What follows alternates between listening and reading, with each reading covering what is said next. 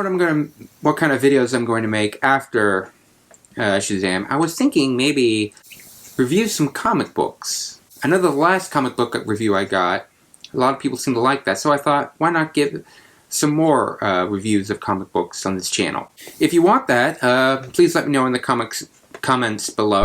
Yeah, I should probably go ahead and just explain why I did that at the end of the video. So, when I said that at the end of my Shazam review, I was hoping for fan feedback on what I could do next for my channel, because I wasn't really sure what to do next, and I noticed that the most popular or the most viewed video on my channel is when I did my Superman Brainiac comic review.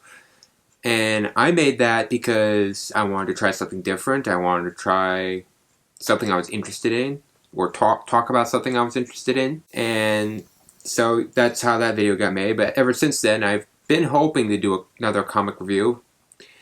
And I wanted to know if you viewers wanted to see that. And I didn't actually get any feedback on the video yet. And that's not on you, that's on me. After saying that at the end of the video, I felt kind of bad for trying to bait you, the viewers, into like giving me response, trying to decide what I should do.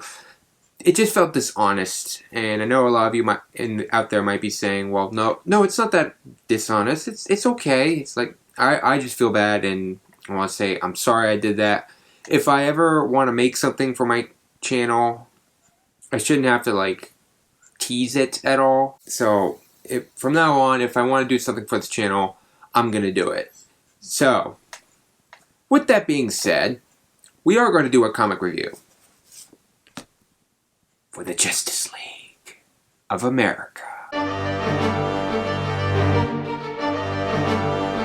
So, the Justice League of America was the title given to the team that is now known today as the Justice League, back when this team was first introduced in DC Comics history. Now, this book is the first volume in all of the appearances the Justice League has made in comics history. This book starts with some issues from a different comic book called The Brave and the Bold. Then it contains the first 8 issues. Let me see if I get that right. Yeah, the first 8 issues of Justice League of America, their own comic book.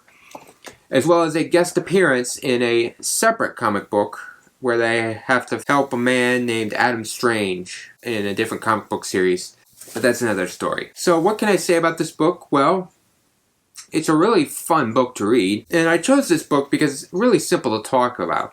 There's not really anything too deep to dive into, unlike with my Superman Brainiac video that had a lot of character development in it. Plus, it also had a really good story that I really enjoyed and really tugged at my heartstrings. This book, however, is much, much simpler than that. The plots to each of the stories featured in this book are kind of simple. There's a problem a Justice League member notices or is made aware of. The entire Justice League meets at their hideout, and they split up into teams to go face an issue caused by said problem, which is usually a villain. Then towards the last chapter of each comic featured, the whole Justice League gathers together for one big final battle to take on the villain.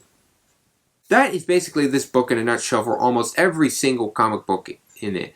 And I said almost, because they're not all the same. But for the most part, the plots featured in here are basic rinse and repeat style of stories. Another reason that I chose this book to talk about first, out of all the other comic books I have, yes, I have more, this book does not really feature any character development. There's no emphasis on character growth, unlike other comics that I've read, like Superman Brainiac, which has lots of character depth and development that you watch unfold as the story progresses. Here, it's just characters doing things. They go out and fight whatever evil forces are out there with their superpowers. And I think that's the best part about it, is watching these characters be put in situations that they're unfamiliar with and watching them try to untangle themselves from each situation and face every problem. This book also contains some villains that are now well known in DC Comics history. I'm not going to say who because I don't want to get into any spoilers, but when you find out who these villains are, you'll just look at it and say, oh, that's really neat. That's where those villains came from. The artwork in this book progresses with every comic that you read, and it's gradual, but you do notice it as you read on in this book. Also, this book does contain a lot of expository dialogue, but that it's kind of necessary because unless someone actually tells you about the problem that's being featured in the comic book, you're not going to understand it. You're not going to understand what's actually going on, why something's happening, who someone is, what something does. And there's a lot of dialogue like that. A character will say, my power can do this, and it will do this when I make it do so.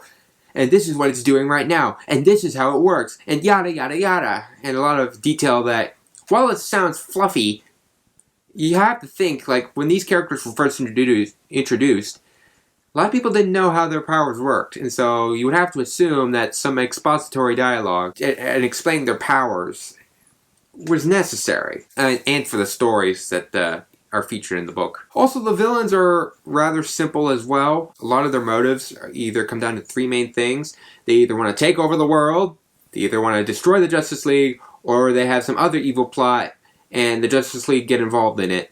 And they don't like it, and so they want to kill him. So, would I say this is my favorite book?